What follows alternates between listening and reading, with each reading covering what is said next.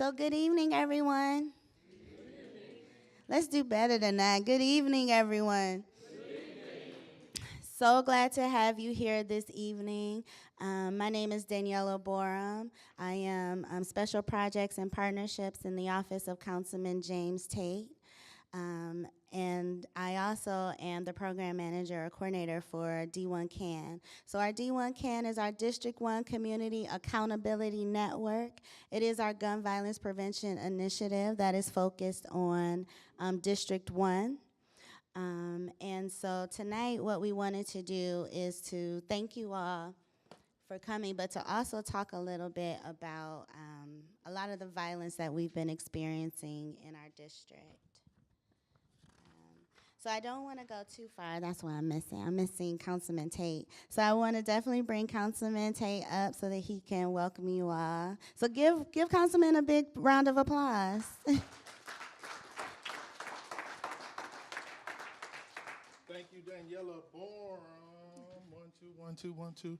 I'll just take your mic. Thank you. Thank you, Daniela Borum. Y'all give Daniela a round of applause, please. She put this together, and she was tasked to put this event together some time ago. She, along with Aisha Mitchell as well, y'all give Aisha a round of applause, pulled together a group of individuals that I'm sure you're going to gain a lot of information from and be able to take this beyond just the four walls of this particular room. That's always the challenge. How do we get the information that we have today outside and implement it to create change within our community? And I think that we're going to be beginning to, we'll be able to do that starting with a lot of the information you have today, one of which is what is the actual climate of violence in District 1? We know what we read and what we see in the papers, but what's the real story? We have that information for you. But then in addition to that, as we talked about all of the things that we see in the media and even on social media, all of those things matter and they count. And so we want to figure out how do we combat all of this imagery that's coming to our spaces, our children's spaces on a regular basis. How do we combat that, but also understand that there ain't no stopping technology. So we've got to always keep both of those mindsets in play. But in addition to all of those platitudes, I just want to say thank you to each and every one of you being here, and thank the team, and thank Daniela for pulling this thing on. And we're going to have a great time today, right? Y'all got to do better than that, though, because we got to have a little bit more energy. I know the food was good. Wayne County Community College District, thank you all for allowing us to have this space. Y'all give it up for Wayne County Community College District. Ribs, Crab House Ribs and Soul for the food. Y'all give it up for Crab House. Who else do we have to thank? Chemical Bank. Y'all give it up for Chemical Bank coming through. But also our partners with the D1 CAN partners. Daniela, if you can talk about some of our partners that we have who are part of the board as well. And I'm just going to sit down, and Daniela's going to be the next voice that you hear. Thank you, Councilman. So, yeah, we have quite a few partners, and I like to call them friends and family. Like I mentioned before, there are a lot of people doing a lot of the work. So we have Family and D Live. They're here, and you'll hear from them later this evening. We also have a relationship with Black Family Development, the police department, obviously. We house within our district the 2nd, 6th, and 8th precinct. We also have partners in Ceasefire. We have partnerships with, I'm trying to think a couple more. Black Family Development, who am I missing? Oh yeah, VIP Mentoring, I'm sorry. They're one of our large partners for our mentoring program. So those are some of our other partners. What we normally do is highlight them at different times as we move forward with our, I don't know if this is working, with our community forums. Okay. So what I plan to do tonight is to talk to you all about District 1, or I'm sorry, D1 CAN. I see a lot of new faces. Can I just see a show of hands? Who's here for the first time to a community forum? Okay, quite a few people, and that's good. We definitely love to see, we always have a lot of people that come and support on a regular basis, but it's always good to see new people in the room as well, because that means to me that we're getting the word out. And so that's the only way we can grow this community, right? So I really wanted to just talk to you all about the mission of District 1, or D1 CAN. And so we had started out, I'll say, I think a year ago, a little over a year for me, started out. And so when we looked at gun violence, we wanted to kind of figure out what are some of the things that cause a lot of the gun violence, right? Because it's a lot more than just, people aren't just picking up guns for no reason. There's a lot of underlying causes. And so what we found is that some of those causes include allure of street life, so thinking that hanging out, brandishing guns or carrying weapons is cool. We also looked at the lack of family structure, so maybe there's some things going on at home that a lot of our young people, or not just young people, people don't have a lot of control over. Trauma and mental health. So a lot of us have been exposed over time to a lot of violence or just situations beyond our control, and maybe not having someone to kind of share and guiding you towards rectifying those issues or just dealing with those issues, period. And so Councilman mentioned our partners. What we did was we pulled together our steering committee based on those same social factors I just listed. So that's where you hear we got D-Live, we have Black Family Development, the police department, Ceasefire, a lot of new, I'm thinking also as our Comstat friend too.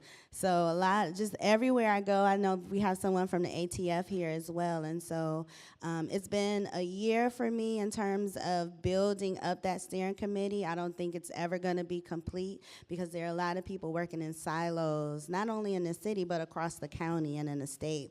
And so even though they're not doing that work in District 1, they still are the experts in those areas. I'm trying to tell you, trying to pull together data, trying to totally have information on trauma and how to support someone with that. It's not something that one person can do by themselves. So I'm really grateful to our steering committee, and so what we put together was our mission.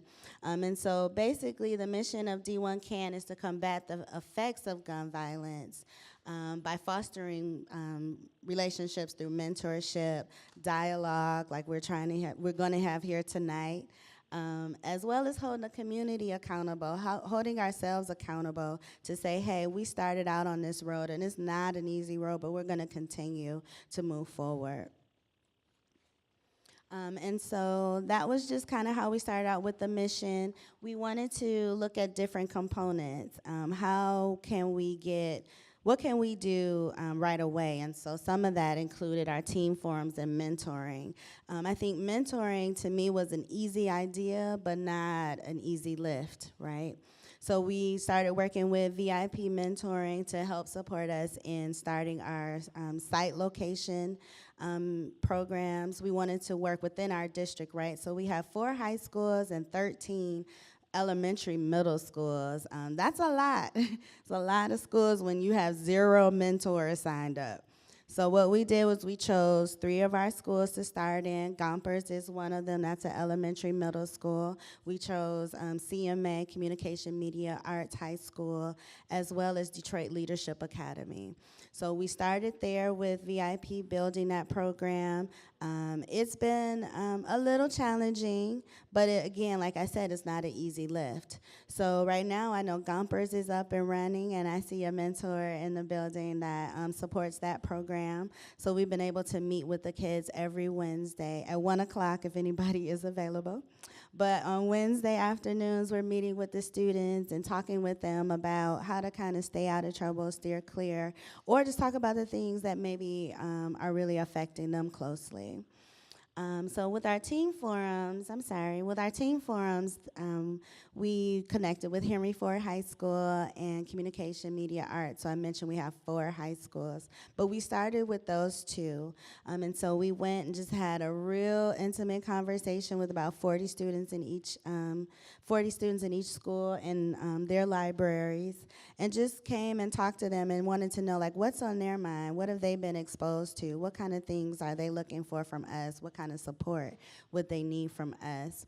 And from that, we were able to build relations and connections with our young people, right? Because that's really important. We talk a lot about relationship building, and it's important not just to know your neighbor, but to know the young people in your community as well, and let them get to know us. So our community forums is another component, like you are here tonight. And so this is actually our 3rd community forum. We've had 2. The first one was last August, and so we were able to talk about relationship building, debunking, or demystifying, I think, the faces of gun violence. So really understanding that we can really judge people based on what we see or hear about them on the news, but not really understanding the full story.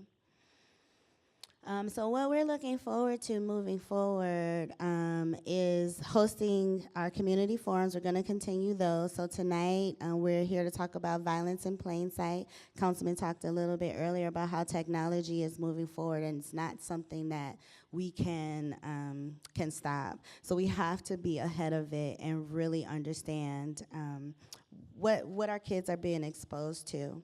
So you'll hear from an expert that has done some research in video games and the effect on adolescents. And we'll also talk about we'll hear from a data expert that really understands what's happening in our district and be able to share that information with you. And then you'll hear again, like I said earlier, from one of our partners. So without further ado, I want to introduce Victoria Hosey, Victoria Hosey. She is the lead ComStat analyst at Wayne State University in their Urban Studies Department. And she also, many of you may know her, she runs the ComStat meetings for the 2nd and 8th precincts. So give a big round of applause to Victoria.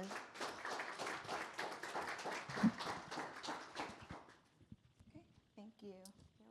Okay. Hi, everyone.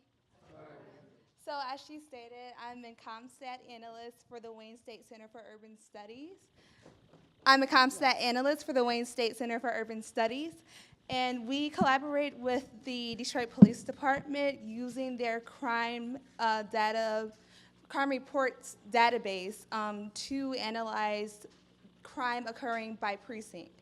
So I'm actually the lead analyst for 8th and for 2nd, and I see a familiar face or two, so good to see you all. And I analyze things based on the number of crimes happening, crime categories, using the main categories of aggravated assault, robbery, homicide, and then sexual assault within the violent crime category. And then for property crime, I do larceny, burglary, damage to property, which is usually related to burglary incidents, and also arson. So I will go ahead and talk about I'll go ahead and talk about what's happening for the year-to-date values. And what year-to-date means is just whatever date that you actually collected that data from that date to January 1st of that year. So for these values, 2018, for example, our year-to-date is April 5th. So from January 1st of 2018 to April 5th of 2018, there were five homicide incidents in the district. And then the same thing, actually, so the same data for 2019, the same amount of homicides. And then for aggravated assaults, you see a little bit of a shift. There are 85 for the year-to-date, for April 5th year-to-date in 2018. And then for 2019, there's a bit of an increase up to 102 aggravated assault-related incidents. And I don't think aggravated assault and assault, I don't think people really explain the differences between that, so I'll just mention it. If you do know, that's fine. But two of the really defining factors that will make an assault an aggravated assault is a deadly weapon, and also the degree of bodily injury that occurs to the victim.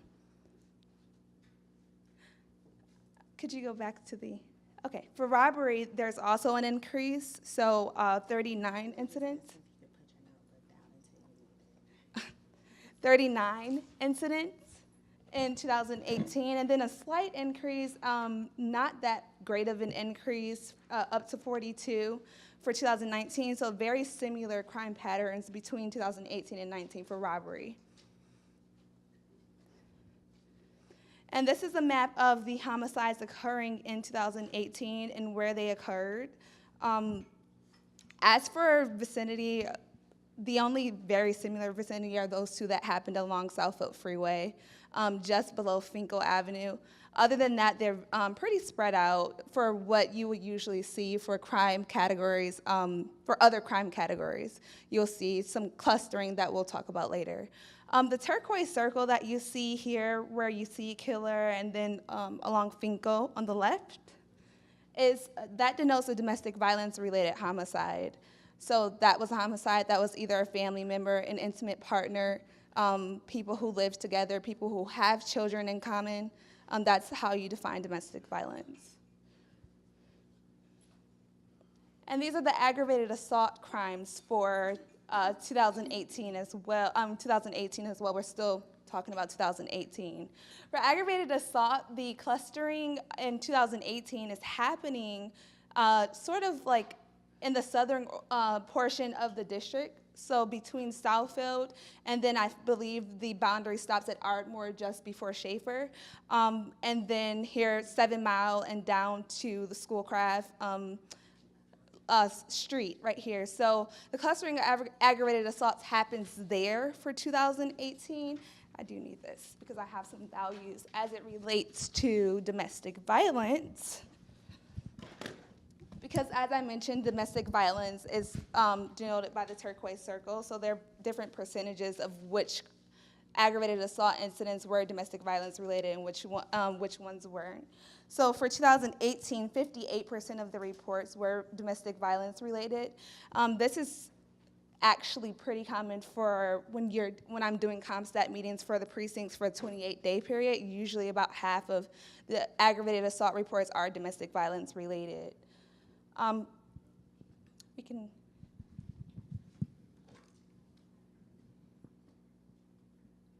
And these are the robbery. These are the robbery incidents for 2018, with the clustering really occurring at that Grand River and Greenfield intersection of robberies. And the clustering just means like a concentration of more than maybe 4, I would say, of that particular category happening in an area. So you see at that intersection greater than 4, and that's certainly a clustering. Other than that, it's spread about. So the clustering is very particular for 2018 robberies to that area.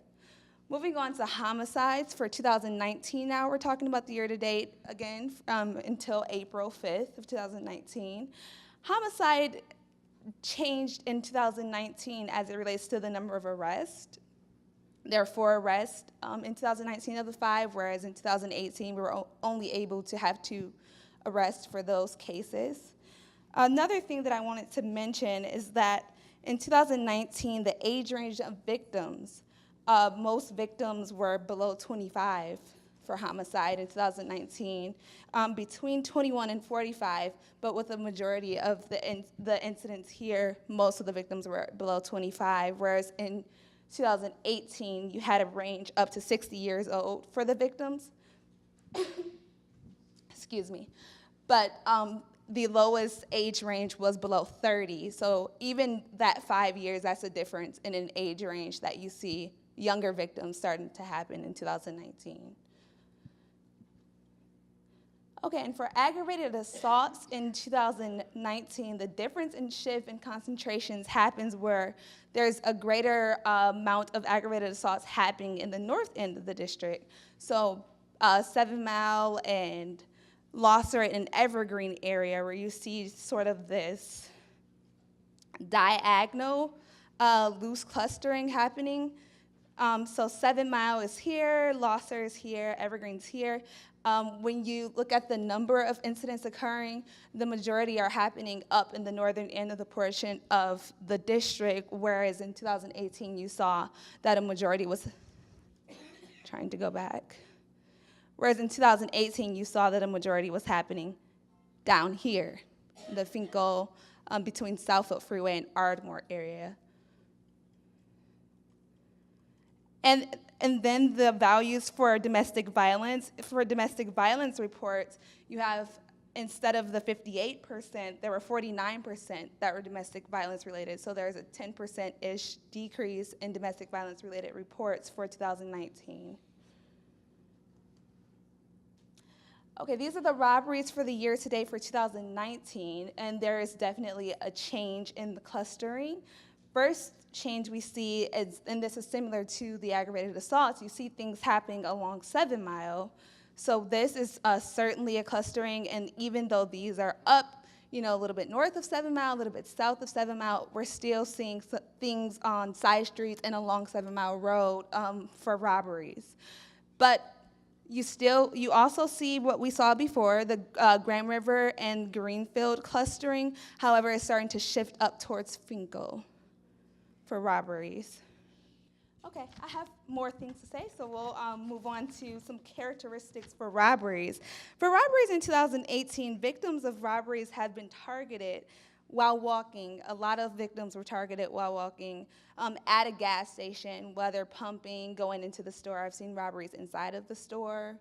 I've seen robberies outside of the store, but a gas station robbery is very common in both of the precincts that I've done. I also support precincts 11, 9. I've supported for 6. So robberies at gas stations are unfortunately common.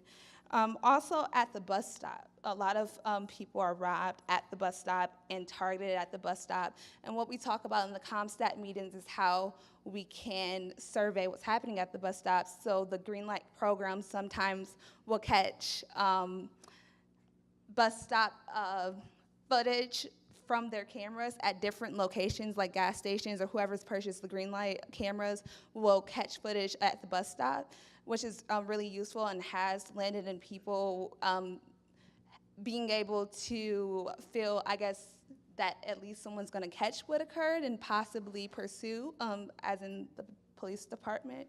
So, but yeah, unfortunately, the bus stop is pretty commonplace for robberies to occur. As for those robbery characteristics, any questions? So we're going to open up for questions. Okay. Okay, well, thank you guys. You can keep that one, Victoria. So just to clarify, so when I met Victoria, for some of you, you may know that I was always trying to figure out, how do I find the data? How do I find anything to back up the need for a program like this or other programs? So I was really glad to find Victoria. I shouldn't say find, but I had to make my way to a CompStat meeting, so I was really glad to do that. But if just for clarification, so the data that you're presenting is for gun-specific related crimes, is that correct? Yes, so all of these crimes involved a gun because gun violence event. So I did have to adjust our data links to say equals gun, or I don't have to talk data, but that's what you do when you want to collect crimes that only related to a gun or gun violence. So I noticed too, once I did make it to the CompStat meeting, that there were a lot of Block Club presidents, a lot of concerned neighbors. So from that standpoint, what is the importance of CompStat to those neighbors or those residents? Have they expressed any of that with you? I think, and then there's residents here, so maybe who come, she consistently comes to the meeting. I'm sorry. She Ms. consistently Menifee. comes to the meeting. Do you want to, what's the importance? Repeat your question again. Just what's the So there are a lot of I think as a newcomer or someone newly engaged, I'll say, in ComStat meetings or just engaged in a community, period, what's the importance of those ComStat meetings to block clubs or to neighbors and residents? Well, one, you can share the information that you gather from the ComStat meetings. You can take them back to your meetings and share that information. Like, has there been an uptick in auto thefts? You know, and then you can share with people what you need to do or regarding the auto thefts. And any of the crimes that have been committed, you can share with the residents, that particularly those that come to the meetings, and let them know exactly what's going on in their neighborhood or their community regarding the crime, and to let them know how the police keeps track of all of that information. So you get a chance, too, to hear directly from the commander of that precinct as well as a lieutenant oftentimes. Is that correct? Yes, the commander or the captain is usually there. And during Ms. Holsey's presentation, they will often ask the commander or the captain or the lieutenant. Yeah, yeah. Have there been any? Put the mic up. Have Oh, there just been hold it any closer. arrests or anything? What have they found out about the? And oftentimes they get responses, and then you can go back and tell the residents this crime has been solved, or it's being worked on, it's looked at, and everything like that. Yeah. Okay, thank All right. you. And so as you all saw on the maps, if we can go back and show, just kind of go through the last couple of maps, and you look at all these dots. Go back to that one with that one right there. So you see this one, right? What does this represent to you? So this is the entire District 1, the map of the entire District 1, City Council District. What does this say? It affects all of us. It affects all of us. You don't have a cluster, all of them only up here, or only over here, or only over there. That's why we brought this map out. Because if you don't think that you have a responsibility, a role in this issue of gun violence, this map right here shows you is knocking on your door. It's knocking right on your door. Any questions regarding this information at all? I just had a question. Does the star represent where the crime actually occurred, or is that where the person got arrested and That's where the But- crime actually occurred. it occurred at Yes. that location? Okay. How much of this violence is gang related? It's gang related. How much of it is? I don't have a percentage, but gang-related violence is definitely emerging as I see when I read reports this year. I know we've been talking about it in 8th Precinct and in 2nd Precinct. That's an emerging issue. Not emerging as in it hasn't been happening, but then an emergent prevalence of it occurring in our district. Is this the entire District 1? Because our district a little bit, we're over a little bit further over to the right a little bit. Because I don't see where Longacre, Grandmont Community Association, I see Southfair down at the bottom, but it's sort of over. Oh yeah, sorry. Do you go out to speak at radio patrols? I'm sorry, I didn't hear you. Do you go out to speak at radio patrols? Yes, I Have a have. card, please. Sure. Your statistics are fantastic, right? But the part she touched on it a little bit by saying we need to know how many people got arrested, how many people got, convicted, so that way we'll know that our efforts are being, is worth it. Because right now, if I didn't live here and I seen that, I wouldn't want to live over there. I wouldn't. But if I know that you gave the stats of how many people got, robbed, but another person standing next to you say, yeah, out of those 105, we convicted 89 of them, then I'm like going, okay, what they're doing is good. So I mean, statistics are good, but I want to see what's the result after that. Well, you can see the arrests because they're denoted with the A. So that was an arrest, that was an arrest, that was an arrest, that was an arrest. I forgot to mention that, so thank you. Thank you, that was a good one, right? But not the convictions because that's confidential, unfortunately. So let me ask this question. Someone asked, how does District 1 stack up with the other districts? I guess you probably don't do them by districts. You do them more by precincts, right? Right. So Right. how does the 8, 6, and 2nd, small piece of the 2nd precinct, match up with some of those other precincts that you see around the city of Detroit? I know we have a huge volume of density in terms of population, so that kind of plays a role into certainly the 8th precinct. But what do you see overall in terms of comparison? Well, you really touched on it with the idea of density. 8th precinct is way more dense than a lot of the other precincts. I don't know the population numbers, but as you can see, or not as you can see, but you can see sometimes from the crime data of the amount of people who live there, you'll see less burglaries, but more like intimate partner violence or people who live in the precinct having conflict, like aggravated assault-related crimes happening where more people live. So 8th precinct is a lot more dense than the other precincts. Most of District 1 is 8th precinct. 8th precinct is completely in District 1, whereas you have a small portion of 6th and 2nd. But as for how it matches up, I haven't really gotten a way to analyze that idea because it's always shifting, depending on where people are moving, depending on what is the new concentration area for the entire city. It's always shifting, so not completely sure about how it really, accurately really measures up. So let's ask this question. So we know that when the winter comes, well, with the change of seasons, it typically brings a new round of, unfortunately, violence, depending on what season it is. If it's the holiday season at the end of the year, that's one situation. If it's the summertime, when it's warm outside, is another situation. When do we see the trends begin to change? I know, again, we want to use just the roundabout seasons, Right. but is there a particular month that we typically see, or what causes some of these trends to take place outside of even the months and change of weather? Right. No, you definitely hit on the right point again. Seasonal violence occurring. So, for example, we could see a large, tremendous drop in robberies after the holiday season passed.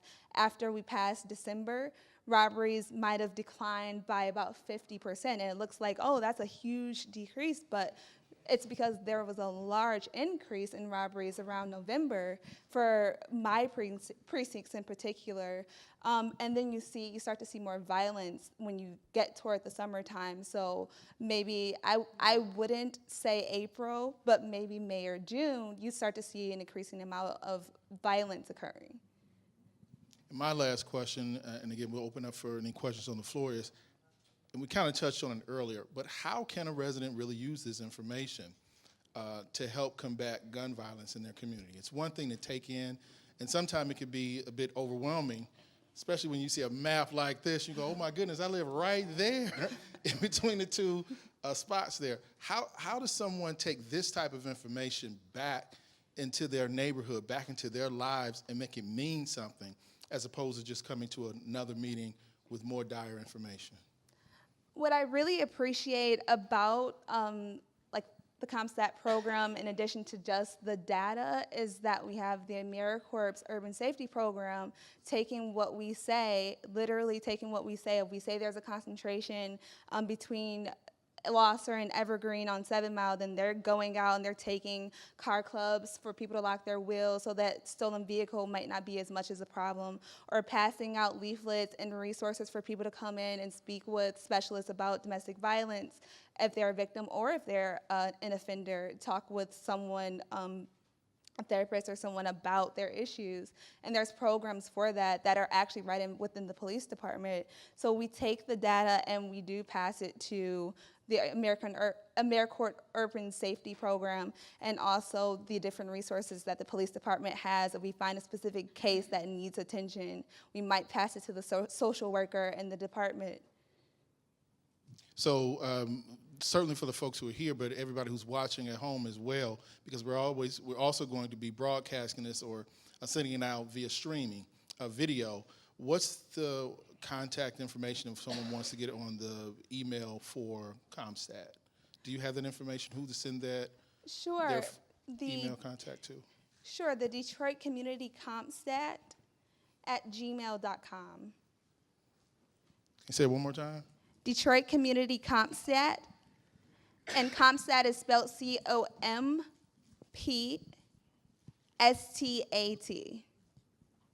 at gmail.com.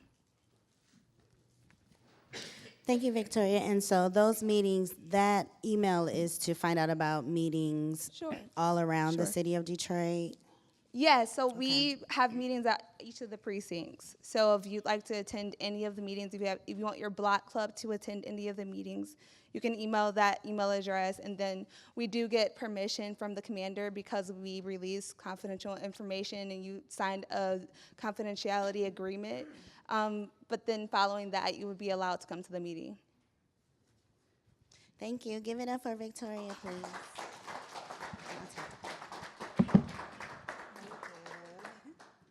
Okay, so we again wanted to talk really about violence in plain sight and really dive into what everyone is exposed to on a daily basis. And so I wanted to share just a stat that I found that said that by the time that our children reach middle school, they have been exposed to 8,000 murders and over, what was my number? 100,000 acts of violence. That's before you reach middle school, which is 6th grade, about 10, 11. That's a lot. And so that's through television, video games, what's happening at home, what's happening in the neighborhoods, music, videos, all kinds of things.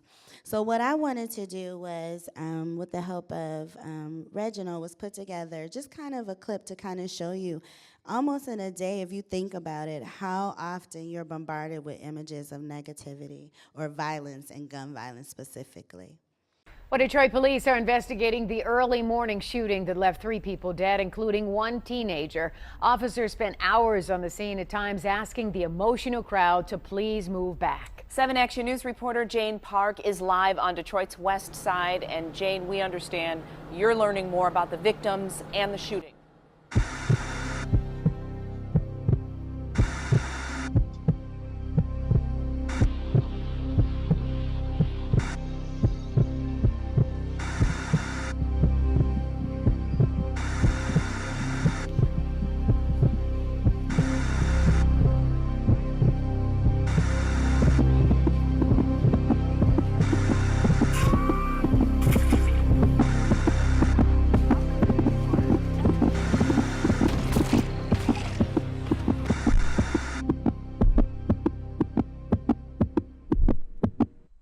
Show me your gun.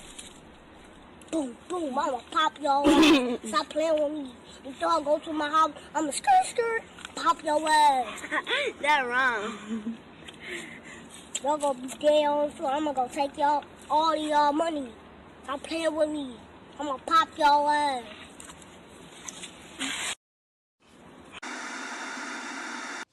So that was a lot. Can you imagine really looking at how much you're exposed to every day? But before we get into that, I do want to hear reactions from everyone. I want to introduce our guest for this evening, Professor Huseman. You want to come and join me? Give a hand for Professor Huseman. Thank you, Daniela. It's a great pleasure to be here. To a great extent because, believe it or not, I grew up in this neighborhood. I went to Isaac Crary and graduated from Cooley High School in 1960. And spent a lot of time in North Rosedale and the women's club field there playing hockey. And so I have a great affinity to this neighborhood, even though now I live in Ann Arbor. It's a pleasure. Because you live in Ann Arbor, yes. No, but I lived here. on Asbury Park. Right. But you're the professor in the LSNA, College of LSNA Communications, as well as psychology. And so your focus has really been violence and what that does to youth over time. Well, basically, for 45 years, I've been studying what makes youth more violent or less violent. And the unpleasant message I have to deliver is that the telecommunications revolution of the 20th and 21st century has really changed our environment for youth. For better or worse, the electronic media, television, video games, movies, social media have become great socializing factors for our youth, and parents have lost influence. The thousands of studies now really confirm the power of the electronic media to socialize youth, and particularly the insidious effect of violence in the media. Youth who are exposed to a habitual diet of violence, media violence, become more violent and aggressive.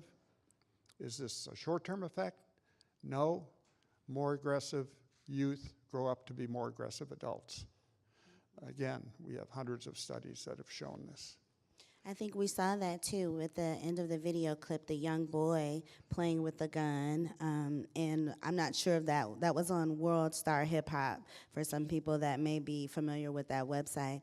But I'm not sure if that was a parent, an older sibling, or a friend. But then we have that, and then you get a chance to see what they grow up, when they grow up, that they still think that that's okay and that it's cool to do that. They tend to think that. Why does this happen? Well, we understand a lot about it now, the psychology and neurology of it. Basically, children see and children do. Children are great imitators. They imitate from a very young age, and the imitation is not just short-term. What they're learning is normative beliefs about what's okay. They're learning scripts for how to solve social problems, and they're becoming emotionally desensitized to violence when they're exposed a lot to violence. In other words, violence does not affect them negatively the way it might have initially. And all these things combine to make it a very insidious effect that children who are exposed between the ages of 3, 4, 5, up to 10, 11, 12, 13, 14, to a lot of violence, then behave violently later on. Now, does this extend to gun violence? And now we have studies that show, yes, it does. If I can just take a few seconds, I'll tell about one study. Okay, go ahead. We've, in the past 10 years, been doing a study in Flint, Michigan. And we chose Flint because the schools wanted to cooperate, and because, as probably you know, Flint has a large amount of violence, of gun violence. And what we did is we interviewed a large number of kids when they were in the 2nd through 9th grade. And then we followed them up 10 years later, very recently, and looked at them 10 years later, and how many of them were carrying guns, how many of them were threatening other people with guns, how many were carrying other weapons, threatening other people with other weapons and using them. And here's what we found, that a number of things predicted that, as you might guess. A number of things about the family, about how much poverty they were living in.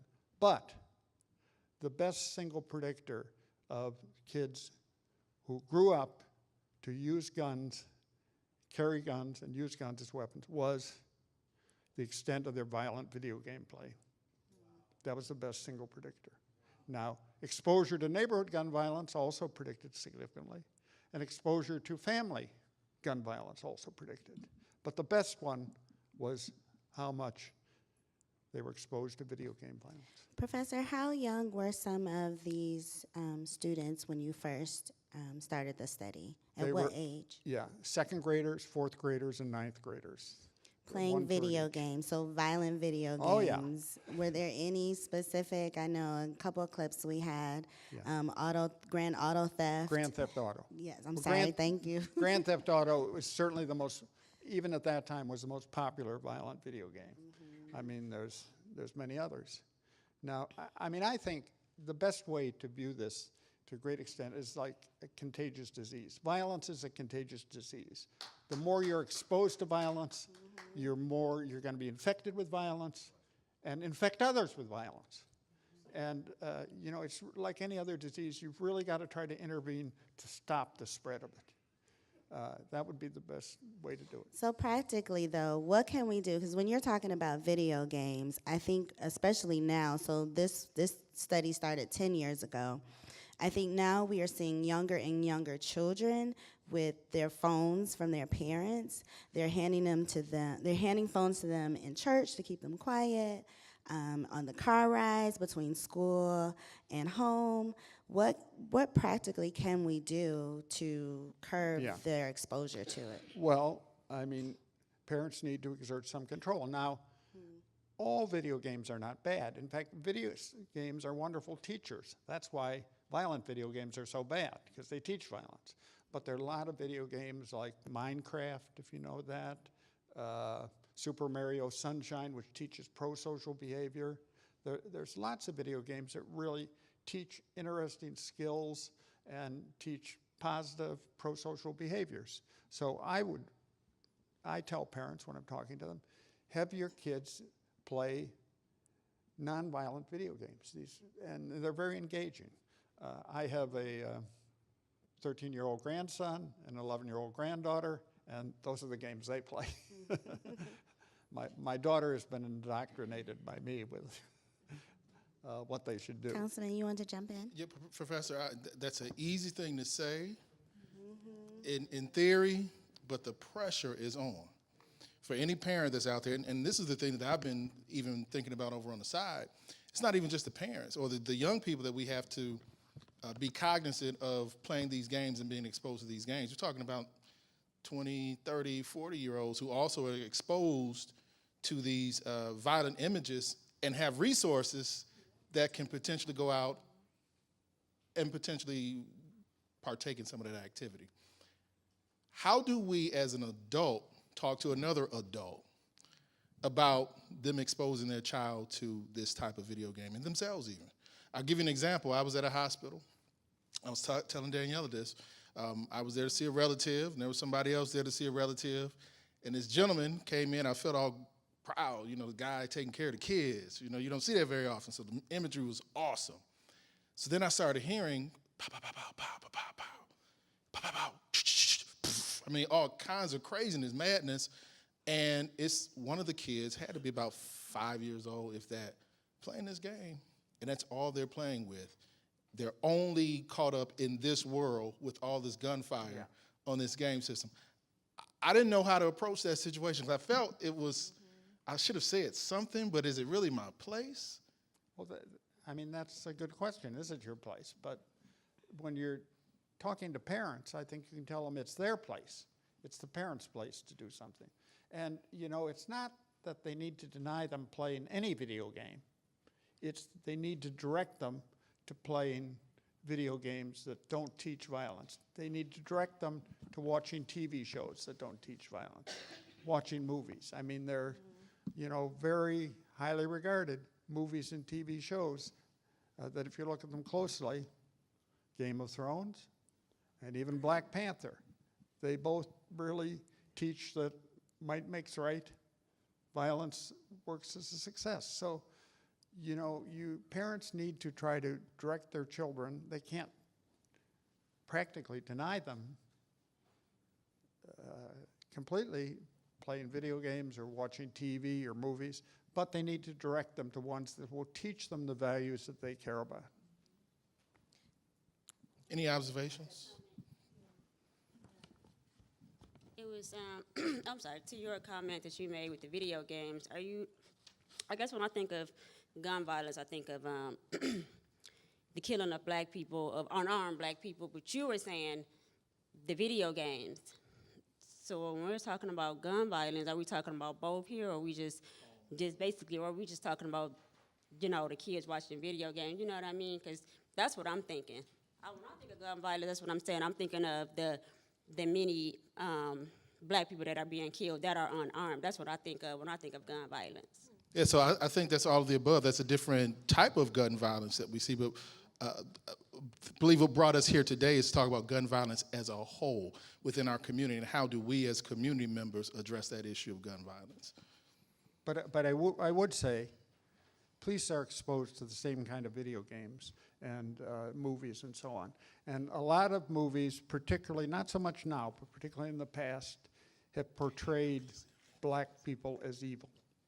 And it's very unfortunate, but practically that's the whole genre of movies did. I mean, anybody see the Dirty Harry movies with Clint Eastwood? Who were the villains in most of them? Well, minorities. And that works to teach people various attitudes and beliefs, including policemen. We've really got to get rid of the way the media deals with violence. But I will say, I do think there's some validity to that concern, because seeing these images of unarmed individuals being gunned down, that again takes the role of this violence that we see, and it becomes normalized in our day-to-day lives. How you doing? My name is Royce Kennebrew, and I am a frontline educational professional. That means I'm a teacher. I have a classroom. Thank you. Very good. I have a classroom full of 5th graders, and I also do staff trainings as well. Yeah. And Doctor, I know how does social and emotional learning curriculum impact or mitigate the violence, gun violence that people use in social and emotional learning? Is like, basically, you can explain it to them about social and emotional learning. Well, in fact, there's evidence that the right kind of social and emotional curriculum will reduce violent behavior in general. Basically, you're trying to teach the kids the way to solve social problems without being aggressive and violent. There have been a number of studies that have looked at curriculums. I did one long ago, actually in the Chicago area, where we found a significant effect by teaching 2nd graders what I would call normative beliefs, that it's not okay to do this and that. And the way we taught them is, it's kind of interesting, we had them make a video in which each of them gave that message, and then the others all watched it. So we were using, we psychologists know if you get someone to commit to a certain message, then they tend to believe that too. So it was easy to do with 2nd graders. And we found out a year later, those who did that behaved less aggressively than, we weren't looking at gun violence in 2nd graders, but we were looking at hitting, getting into fights and so on. So yes, it will work. I have one over here. Pastor Corey Chavis, I think one of the things that we maybe had not been mentioned is this centers of influence being able to speak to some of these trends, right? So a lot of times a parent may feel like it's not okay to tell a child, hey, you shouldn't be on this violent game. So I think the people that have influence in the life of parents need to teach some of the avenues that are not as specific to gun violence. For instance, I have a 14-year-old son. My son plays video games. He plays football and 2K. So there are a lot of sports type games. But I think a lot of times parents don't know the avenue to go to. Just like when you're trying to lose weight, if all you're used to doing is eating a bunch of pasta and stuff, you don't know what else is out there. So I think a lot of times our parents need to hear more of what are the other avenues they can go to be able to get some of the help. And definitely, again, as an educator, to the sister's point, it is absolutely the video games that make a child say some of the stuff they say, like in the video. It makes it okay for them to even think about holding a gun when you 2nd, 3rd, 4th grader, because you see it, you're actually doing it on the game. That's right. You see yourself doing it on the game already. You're right. And education is a good way to try to deliver these changes, and to talk to parents too, as well as children, that people should not be afraid to exert control over their children. Hi. I think that what we need to do is go back to how we was raised. In today's world, the mother and the father is always busy. It's a hustle and bustle. We need to go back to the community again and get community engagement and be that one big family again. And I think that if we could be that one big family again, look out for one another's children, and don't have an attitude if I say something to your child about doing X, Y, Z. Then that child will be held accountable. Because now that child will know, I can't do this because Miss such and such is going to get me. They're going to tell my mom. But at the same time, the mother has to pay attention to what it is, the mother or the father, they both, needs to pay attention to exactly what it is that that child is watching, but also playing. We didn't have games too much to play, but Pac-Man and Centipede. So what we did, we went outside and we played. Yeah. So at the end of the day, the children do not go outside and play anymore because a lot of the rec centers was shut down. And when the rec center shut down, that makes the children say, okay, well, I'm gonna sit in the room and I'm gonna find this video game to play. I know 5-year-olds that's sitting around playing it too, and I'll tell the mother, why are you letting this kid play this game? Well, I have a son and I have a daughter. When my son was growing up, he had no play guns, not even a water gun. He could not play any video games as growing up, play any violent games. And so till this day, my son is not violent. We call him Lover Boy because he loves everybody. Right. So, you know, you have to train your children up like that, but not only that, let your child know that if Miss such and such says something, you know what's gonna happen. Yeah. And we should let other parents know that your approach is the right one. You should get a hand of applause for your approach. Seriously. She should definitely get that hand of applause, but I guess we still have to ask the question. I mean, again, there was a lot that was poured into you, and I talk about this all the time. There was a lot that was poured into you that is not necessarily being poured into a lot of these other parents that are out here today. So we go back again looking at the data for the video games and some of that other, the imagery that's consumed. A great number of it are for folks who are not under the age of 18. They're folks who are 18 and over who are consuming this on a regular basis. We cannot carve out that large group of folks and only focus on children, because these adults are the ones who are providing this access to our young people.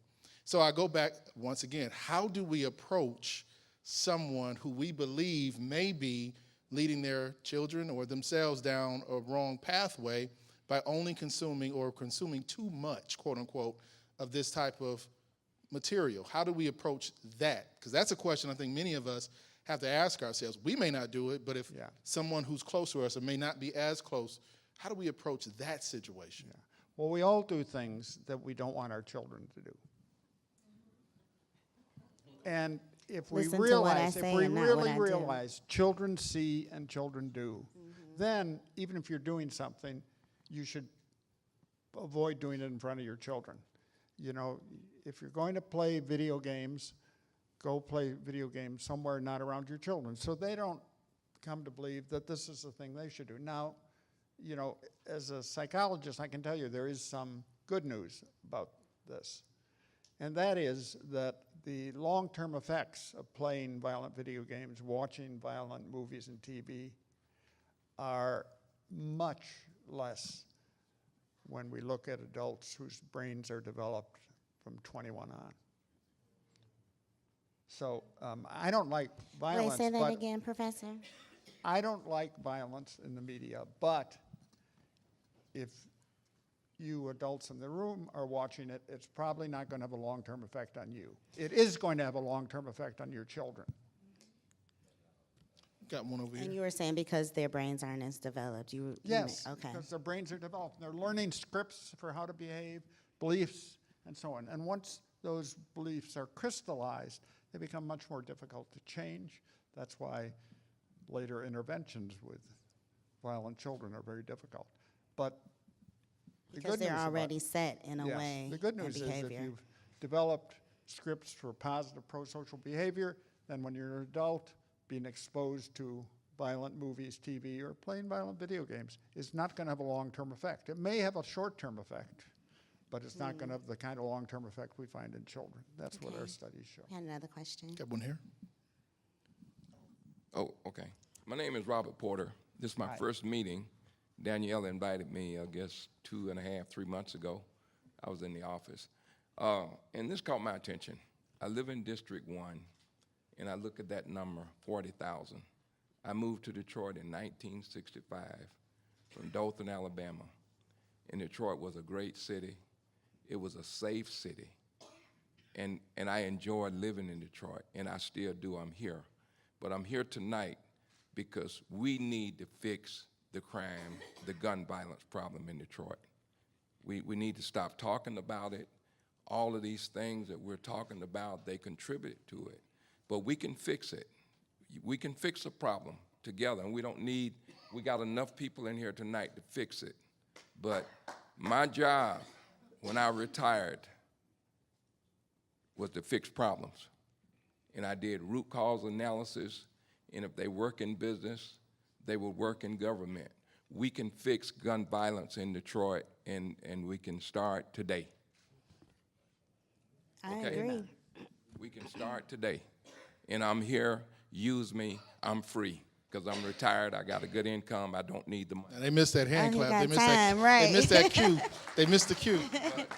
If we're working on fixing the problem, I'll be here every day. But if we're gonna continue to talk about it, about the media and all these things that contribute, we can't do anything about it. But there's some things that we can do to change where we are, and if we don't change what we're doing, we won't change where we are. Okay? Okay. Thank you. I'm glad that you're here today. We got one more. So, how's it going, Doc? Good. I'm very excited to be here. So, To tell you the I truth. love the information that you provided us with. So, in my mind, for some form of mental clarity, I have a question that do a comparison. So, when we take a Grand Theft Auto, what we know is there's a supply and demand. So people are targeting a particular people.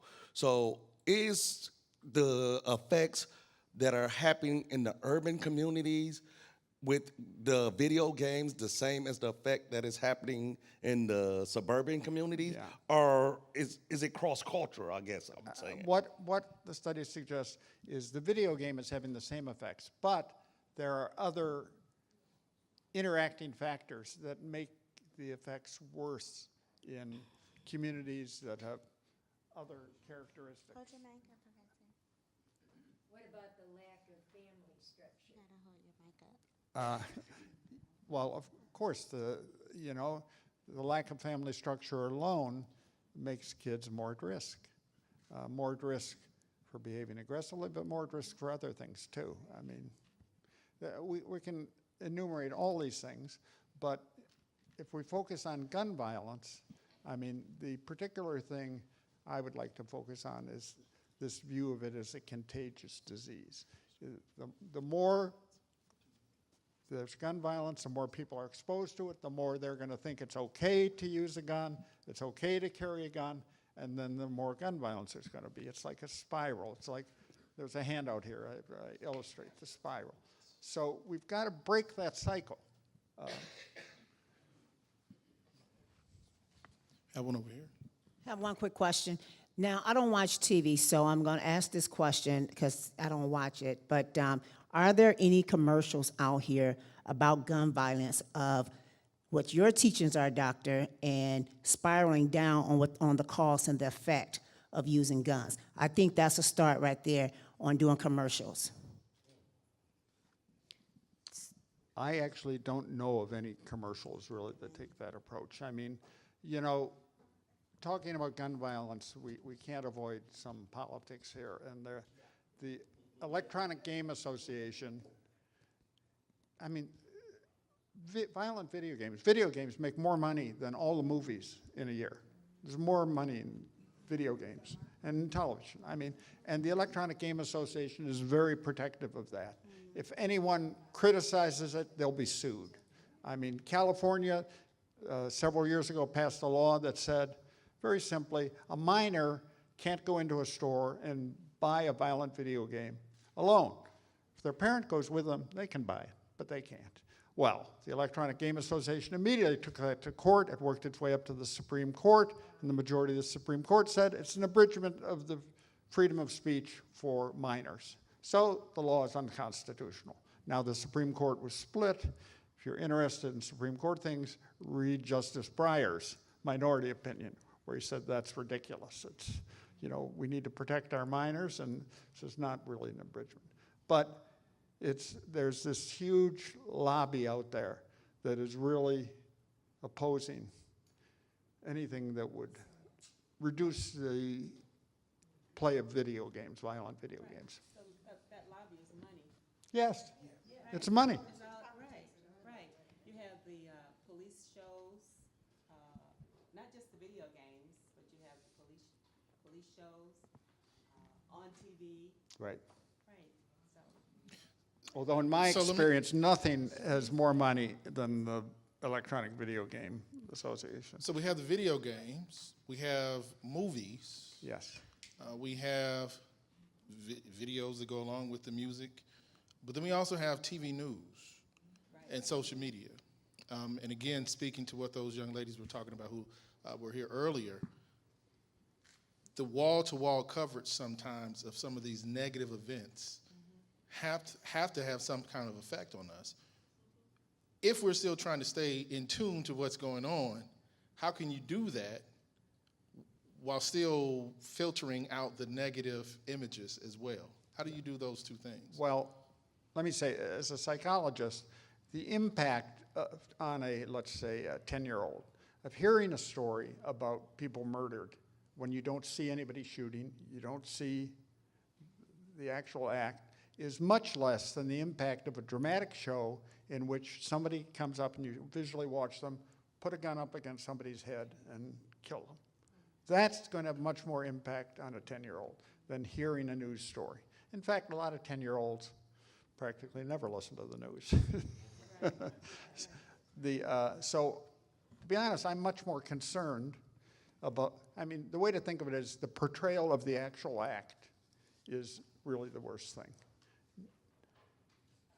But I think to Councilman's point about what the young women were saying earlier, I think that for myself as a single person living alone, watching the news constantly would keep me paralyzed, I think. It wouldn't allow me to come out. I wouldn't, to your point, Sarah, you were talking about the safety of Detroit. I would probably feel a lot different about where I live.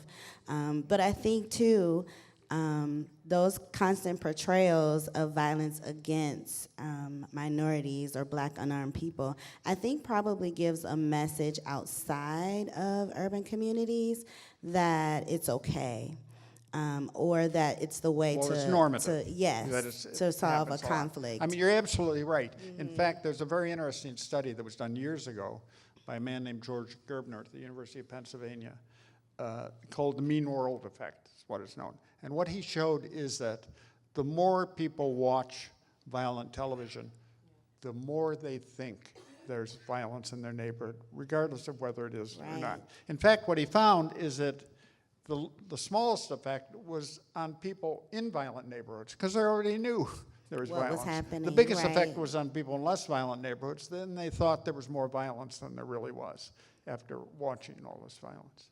Okay. Okay, we got an enthusiastic hand right here. We only got a couple of minutes left, so. So we can definitely go on and on because this is a very relevant topic, but we've got time for only two more. This will be our number one, and Brian, we're going to wrap it up with you.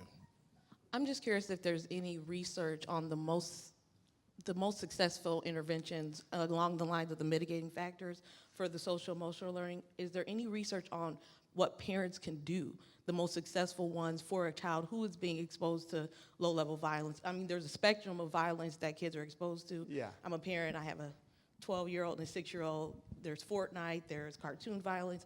What are the most successful interventions for a parent to implement in their own home to mitigate some of the stuff that kids are seeing? Beyond the conversations, I'm just curious if there's any research on that.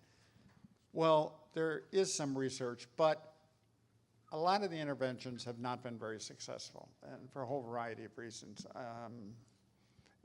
For example, years ago, we tried an intervention in the Robert Taylor homes in Chicago. I don't know if you know that. And we chose it because it's a very high-risk environment and a lot of kids growing up to be violent. But it was very difficult to do the intervention we wanted because nobody wanted to cooperate. And the schools didn't really want to cooperate. Quite understandably, they were focusing on academic success. And when we wanted to go into schools and have a socio-emotional curriculum to nonviolence. They weren't so happy about that because it would take time away from academics. So it's hard to do.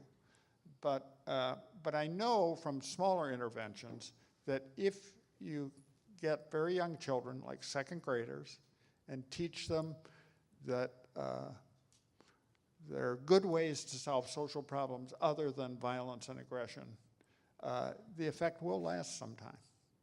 So I know that will work. Professor, we have our last one here. Okay.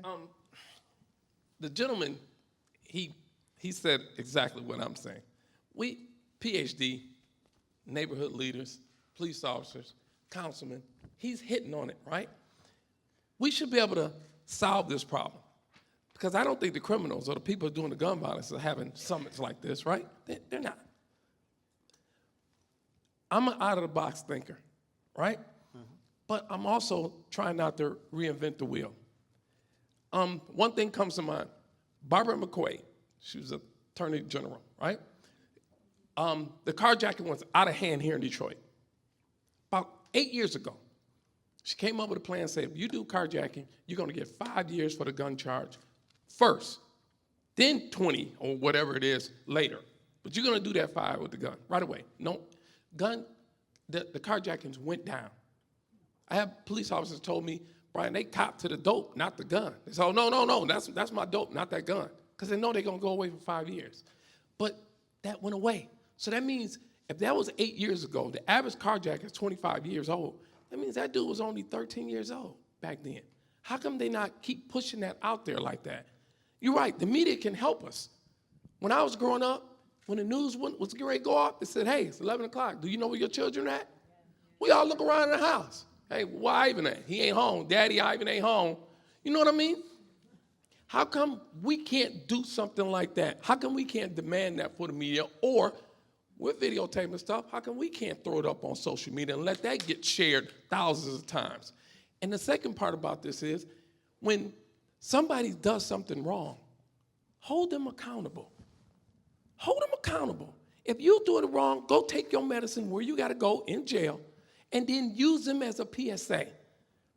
Let them come on TV and say, hey guys, quit carjacking, quit holding up a gun. It's real. I got caught. These cameras caught me. My lawyer couldn't help me. Now, if I'm gonna do 5 years, I may get out in 3 because I just did this PSA and I get extra jello. I mean, something like that, but we have to start thinking out the box and start holding people accountable. That's what I'm doing. When they keep saying, oh, the jail's overcrowded, so what? Stack 4 of them up in there. Yeah. Jails is not supposed to be nice. It's supposed to be a place where you don't want to go. So that means, hey, if you want to be a low life in society, you'll be it on your front porch, not out in the street where I live. So I'm just saying, we've been talking about this for the longest. We got to start doing something about it, or it ain't going to get no better. For every disease, trust me, there's a cure. Because they didn't have a cure before they make the disease. Right. And they just want to see what it's about first, so they can stop it. Okay. Professor, any closing remarks? Anything you want to leave us with? I think the burning question is, what do we do next? Yeah. What now? Right. Well, I think that's a question worth a long discussion, and I don't want to take time here, but I mean, I've said what I think are some important things. But I think I agree, everyone, you can solve the problem, but everyone has to work together and see that it's a problem and it's solvable. Okay. Well, thank you. Please give a warm welcome, or thank you, to Professor Huesman. Okay. All right, so I did promise we would have some time for our partners to come before you and talk a little bit about the work that they do. You've seen them with us multiple times at our team forums, at our community forums, anything that I've asked these gentlemen to come to, they've supported us. And so today I wanted them to be able to tell you more specifically about D-Live. They're right here in our neighborhood out of Sinai Grace. They're supporting a lot of our young men and women who are falling victims to gun violence. And so I think it's important for us to learn about them so that we can continue to support them. So please give a warm welcome to Ray Winans and Calvin Evans.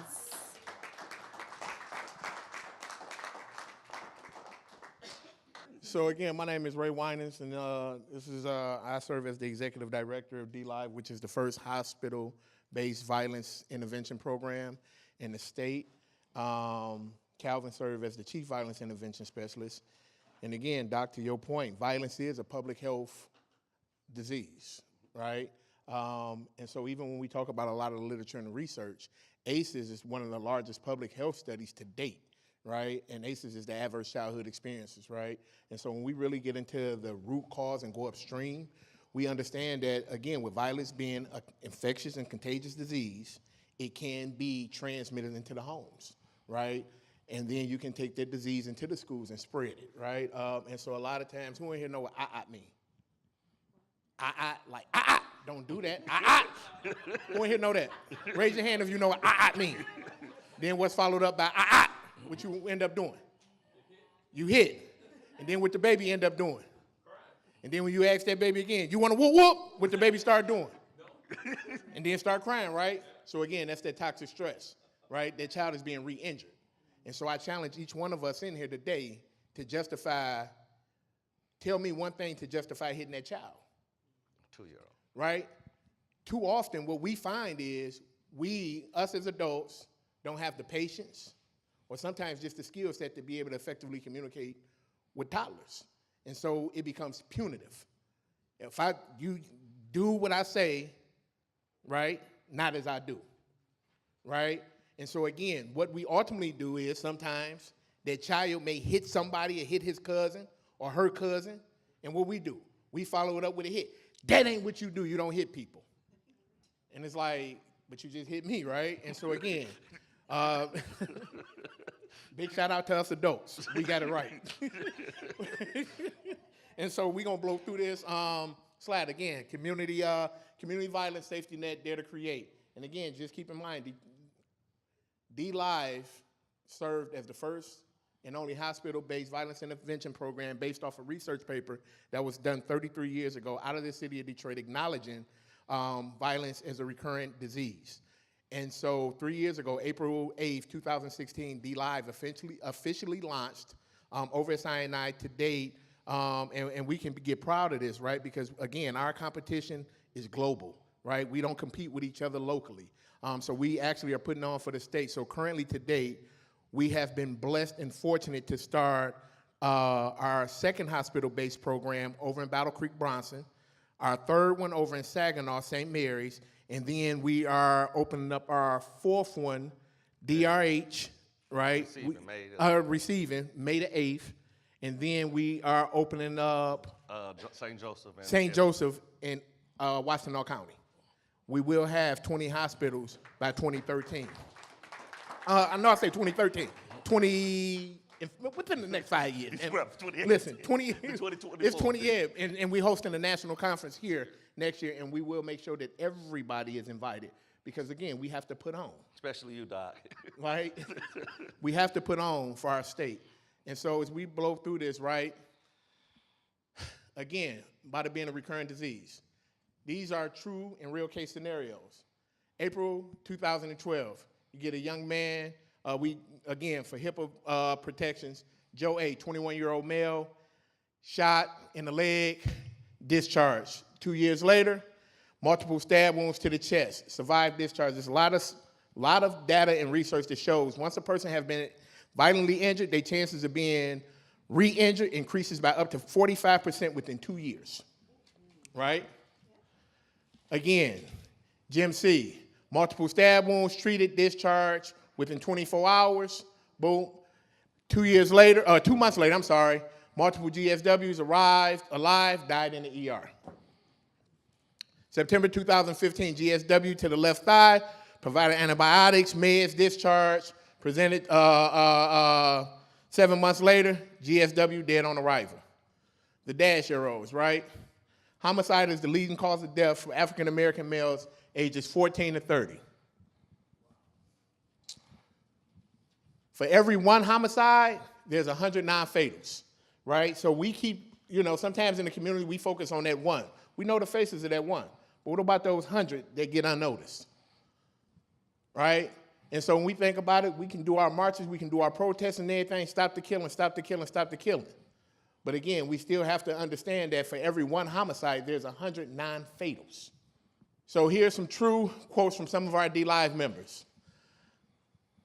I've been having trouble sleeping.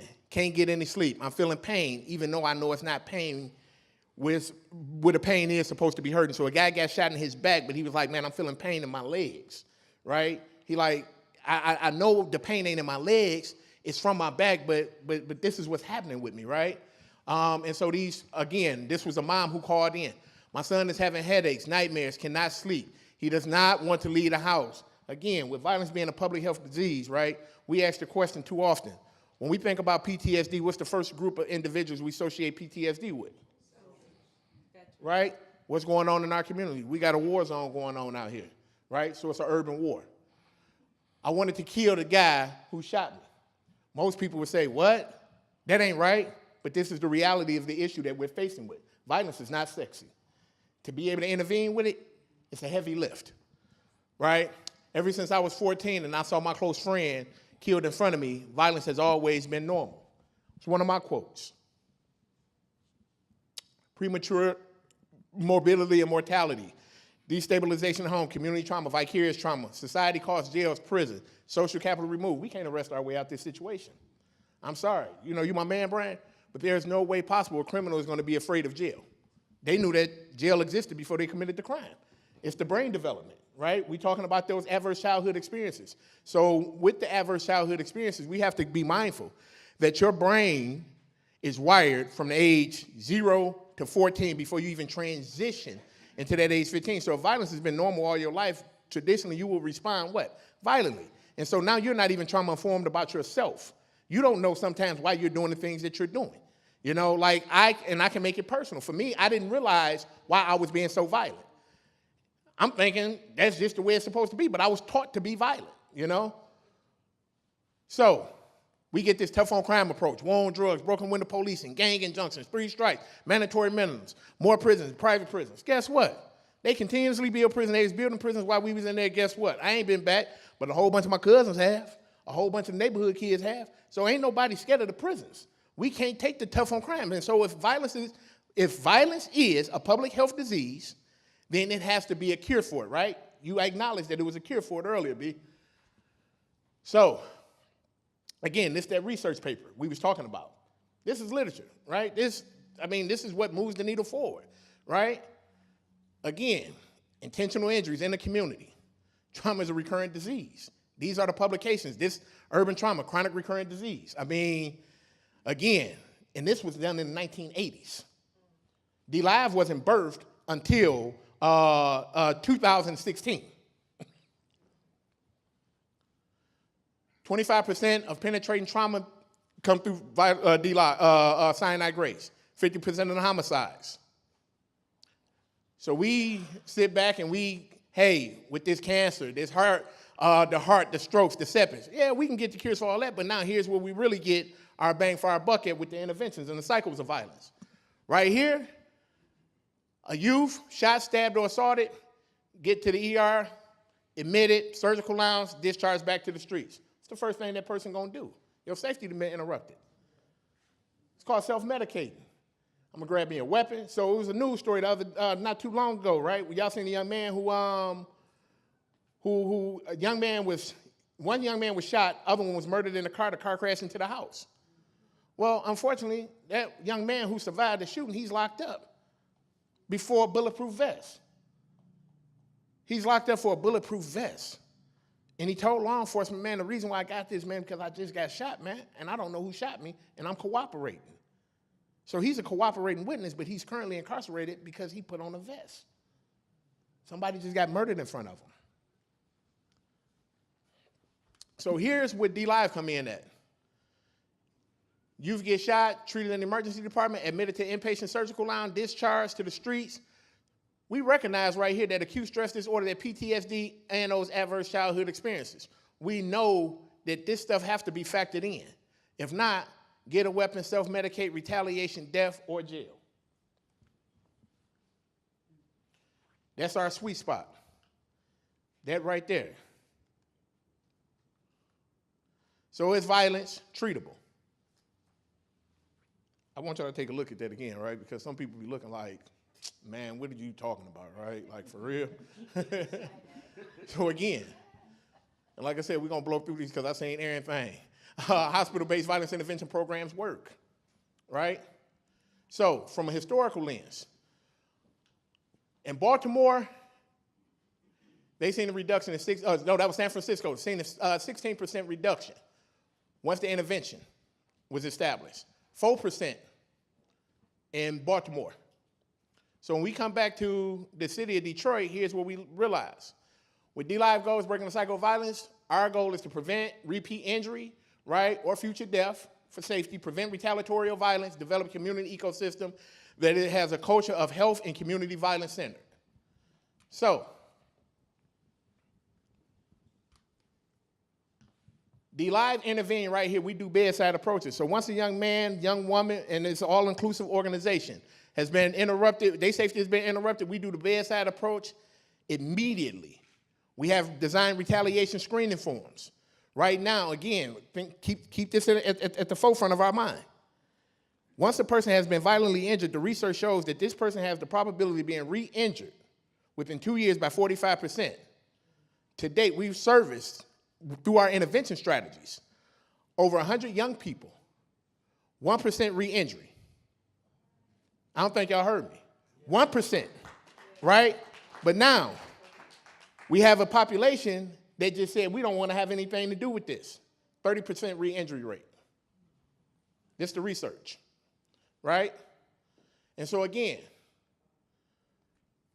being able to interrupt right there, now we're looking at the educational employment opportunities, the master of skills, physical activities, the substance abuse programs, community engagement, being able to provide legal assistance through our community-based partners, but that bedside engagement is one of the key factors, right? And so those therapeutic relationships serves as part of the antidote to this issue of violence, right? The teachable moment happens at the bedside. The assertive outreach and engagement is super aggressive. If a young man tell us, man, I'm gonna retaliate, Cal, what we gonna do? We're going to deliver him high doses. We're going to see him multiple times. Multiple times. If he at that bedside and he said, I want to retaliate, 9 times out of 10, if he there for 3 days, he might see us 10 times. Then we got to know when he's going home so we can be present before he leave out. Exactly. And so again, the social network, because we understand with anything else, just like anything else, we cannot service a young man, a young woman in their home without servicing the parents, without servicing the children. Because if we giving this one young person this information, but the information isn't in the household, it's like a kid coming home with math problems and moms don't know how to do math, or pops don't know how to do math. She'll be like, man, get that out my face. What is you talking about? The upstream thinking. So here's, and I know this is probably right up your alley. So we do this upstream approach, which is a heavy lift. So traditionally, we be like, yeah, you know, this the adults, right? Down at the bottom of the river, right? And no disrespect, no harm intended, all good humor, because we family, right? I love y'all. Y'all supposed to say, we love you too, right? I love y'all. So look, so this me right here, that's Cal, and then it's the rest of us, right? We get excited when we pick a kid up out the water, like, yeah, we just saved the kid. We saving all the kids, we saving the kids, because we all know the kids need to be saved, right? But then I'm looking like, man, didn't I just pick you up and send you back up the way? So now it's like that aha moment. Man, let's go upstream and figure out why these kids keep coming falling down in this riverbank. We recognize that a lot of these children are hungry and they're trying to cross to get to the other side, but there's no safety net for them, so they keep falling into that river, right? This is the households. Some of our children, they're running the households. They live in the conditions that mom or dad isn't there, and the systems don't know why, because they're afraid if CPS know that I'm 17 years old and I'm taking care of my siblings, they're gonna come and remove all of us. So all this comes down to the social determinants of health. The physical environment, the income, social status, education, genetic endowment, coping skills, health services, social support networks, right? All the social determinants of health. So we address the social determinants of health, right? Transportation, housing, and mental health. Right now, today, we can successfully say and be proud about it that we are changing the narrative around young African-American men and women who are accepting mental health services, right? Currently, we've had over 65 individuals see our therapists for one-on-one sessions. That's unheard of in our community, right? These individuals, not only are they accepting the services, they're going back into the homes. Now we have mothers and fathers coming in like, I want to see the therapist, right? So when we're talking about this violence as a public health epidemic, Daniela and Councilman Tate have allowed some of our young people to sit on panels with them, right? And so again, giving those education and exposure opportunities. Cal, you want to close us out real quick? What am I closing us out with? Okay, the call to action.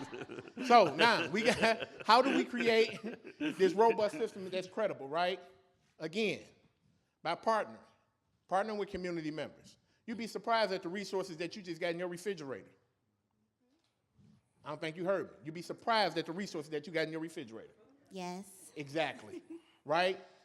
They can just provide, you donating some food can provide a meaningful opportunity for a young person and establish a relationship, right? Tell the truth, nothing watered down. That's what we do. We ain't gonna bore y'all with the rest of the PowerPoint, right? But this is what we do. We focus on resilience. It's one thing to focus on trauma, but we're an asset framing organization. We're not looking at what's wrong with you. We want to see what's right with you. So in my closing, here's what I'm gonna challenge everybody to do. Turn to a person next to you, please, and look them dead square in the face. You can look me in the face. And I need you to tell me everything that you don't like about that person, everything that's wrong with them. Exactly, right? Because that's outright shame. It's shameful. It's embarrassment, right? So when we label our youth at risk and everything else, we're looking at what's wrong with them. When all I can see is your pants down, I'm looking at what's wrong with you. I can't even compliment you and tell you, young man, I like the fact that you went and got you a lineup. Young man, I like the fact that your shirt is colorful and you got on my favorite color. So when we understand that we have to start asset framing with our young people, then and only then will they start believing in themselves. With that being said, we're going to drop the mic. Not literally. Thank y'all. Yeah, don't drop the mic literally. Thank you. Don't leave. So I know you just said a whole lot, but there are a couple. I said sign. I know. Because we are on a time limit, and you know. But just what you said, even about the asset framing and what you have as a resource in your refrigerator, the asset framing, because I think the pants, Lo, and this isn't specifically gun related, but it is in a sense of building a relationship. No question. So how do you approach young people that all you can see, which is judgmental, is pants low? How do you approach? You don't, if that's all you can see. Because then you're setting yourself up to build a negative relationship. Right. Or no I mean, like, relationship at energy all. is real. Right. If you come looking at me, I'm like, man, come on, man. Like, Right. don't look at me and I deal with what's wrong with me enough. I don't need you to deal, and all you can see is what's wrong with me. What do you see right about me? I mean, like, and that's just being real. So if all you can see is what's wrong with me, don't approach. They keep everybody safe. It keep me from going to jail and it keep you safe. Right. So I'm sorry, I just wanted to hit on that because I think that's a huge piece of how we build a connection with our young people, but everybody. I mean, I think that's something that's universal in how we approach people. So the other thing I wanted to, I missed this part maybe, if you talked about your roundtables that you do with the guys. And how you peer support groups. Yep. Yeah, what do you call it? Trauma peer support groups. And actually, we're going to be partnering with y'all. I ain't mean to drop it on you right now. No, that's Front okay, end, because I got some stuff. But we're going to be partnering with everybody. So we deal with trauma peer support groups. In fact, Councilman Tate and Daniela was blessed to come out into our space and meet with some of our young men. A couple times. Yes. A couple times. A few times. And actually, one of our young men, and actually being able to connect them with local restaurants and things like that for employment opportunities, right? So with that being said, in these trauma peer support groups, it's a lot of trauma bonding. Right? And it's a safe space for young people to ultimately acknowledge their trauma, right? Acknowledge the household neglect that they've been through. Talk about the issue of them trying to complete suicide on multiple occasions, popping prescription drugs, perks, and things like that. Talking about the neglect from their mothers and things. I mean, so it's real. It's real, raw, and vulnerable. So the idea of the trauma peer support group actually was for the purpose of social signaling. We wanted individuals to be able to go and see the therapist, have one-on-one with the therapist. So we set the therapist right inside a trauma peer support group. Right. And so them not knowing that this was an actual therapist, once they found out, they had a relationship with her already. And so they began to do the one-on-one with the therapist. So even as we move forward, we have individuals that are getting jobs, getting GED, that are a part of this trauma peer support group. So the social signaling is seeing individuals that come from the same condition that you come from actually beginning to excel. Right. So with that, because I feel like you gave Councilman and I a very special invitation, and I was really grateful for that. It was. But It was how, special. and I'm asking that because how can the community be a part of that, or how can they support you guys? Because you're right here. It's interesting that you asked that question. So we're actually, based on what our members told us, we're actually in the process of organizing a listening session. And so we anticipate and we have a vision of maybe 100 community members. So imagine this room right here being in a circle. And all the community is sitting in a circle, but then we have maybe 10 to 15 young people who have been exposed to violence, right? In a circle inside that big circle, and they're having a dialogue, and the community get an opportunity to listen, right? Come with an open ears and open heart. Because I guarantee you, and we've done this before, in these trauma peer support groups, we've recognized times where all we needed was the boxes of Kleenex, right? We just had to have boxes of Kleenex. And a lot of our guys wasn't crying. It was the community because they were like, wow, we didn't know. We really didn't know. And it's okay not to know, right? That's why we're here, to have this conversation, to move the needle forward on this issue. They just asked us to come to London. I can't make this up to y'all. Sure. And we a resource for the city. But they asked us, they say, can y'all come to London? Goldman Sachs just asked us to, look, we want to pick y'all up as a partner. I have to just interject here. So my fear a little bit is one day I'm going to reach out to you guys, and y'all going to be like, we don't have time. But guess we're what? raising our guys We're up. raising our guys up. Right. We're raising our guys. We got a 24-year-old man who was popping 10 perks a day, robbing people, shooting at people and everything, getting away with it. Been in our program for 2 years. Never said anything to any of the guys. Heard one guy's story. Changed his life for the rest of his life. Checked himself into rehab, came out, said, ain't nobody around us doing perks, man. I'm going to step up as a leader, and I recognize what I've been doing was wrong. That's leadership. That's leadership. He in a rehab, 24 years old. That's leadership. Everybody seeing what was wrong with him. Our behavioral health team told us, y'all need to elevate this guy. To the psychiatrist. To the psychiatrist. We're like, We say elevate. Yeah, we're going to elevate, all right? We're going to leadership role. That kid is in a rehab right now. So, Ray, and no, we haven't talked about that, but I'm definitely on board. Everybody to is. do That's why everybody anything. is. So, definitely, you guys know when we know, you guys are going to let us know and we can Most get definitely, together because and we need make everybody. that happen. Thank you.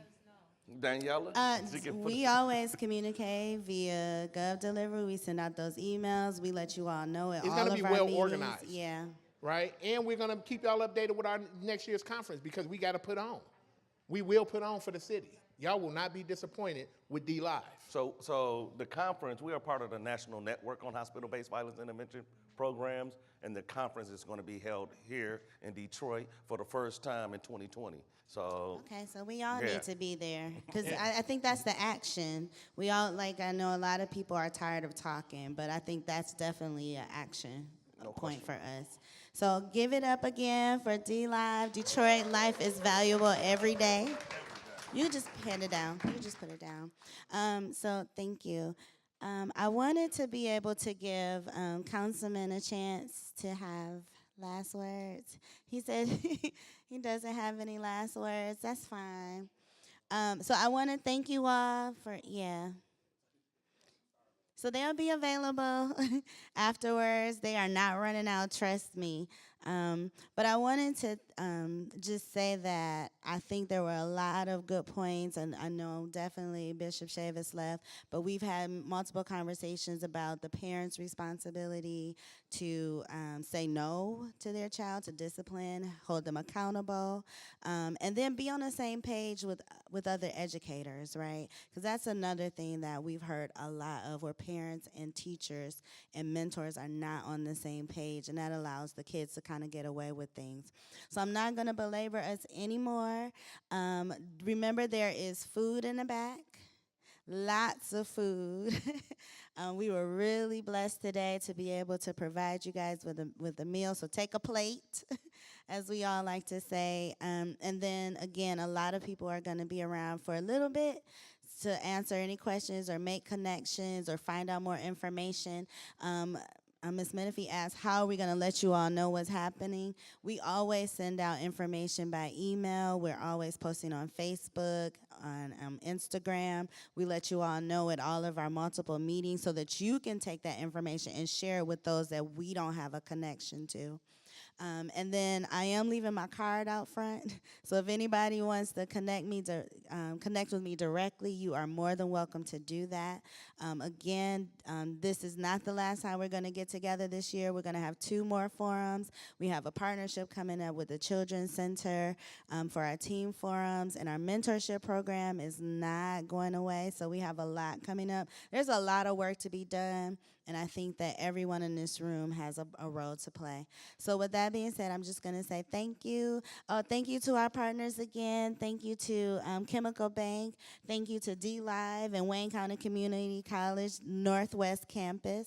Give a good round of applause, please. Thank you. All right, so have a good night. Be safe and enjoy.